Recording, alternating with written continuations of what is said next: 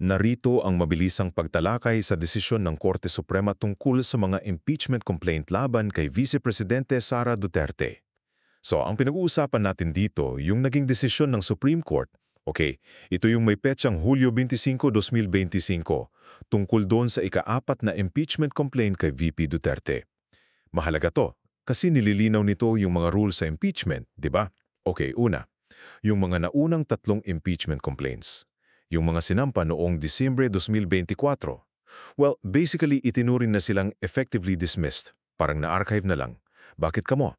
Kasi hindi sila na-aksyonan ng Kamara sa tamang oras bago natapos yung sesyon ng 19th Congress. Nasa Constitution yan eh.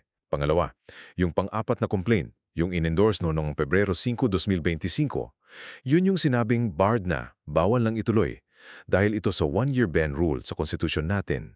Sabi kasi doon, isang beses lang pwedeng mag-initiate ng impeachment proceedings laban sa isang opisyal sa loob ng 1 taon. Dahil na-dismiss na yung unang 3, nagsimula na yung bilang ng 1 taon, kaya yung pang-4 pasok na sa ban. Gets? Tapos pangatlo, yung mismong articles of impeachment para doon sa pang-4 na complaint. Nako, unconstitutional daw at null and void. As in, walang bisa mula pa sa simula. Ang rason, violation ng due process ni VP Duterte. Kasi hindi raw naibigay sa kanya at kahit sa mga kailangang bumotong kongresista yung kumpletong papeles at ebidensya bago pa ito i-transmit sa Senado. Dahil dyan, wala ng jurisdiction ng Senado para dinggin yung kaso.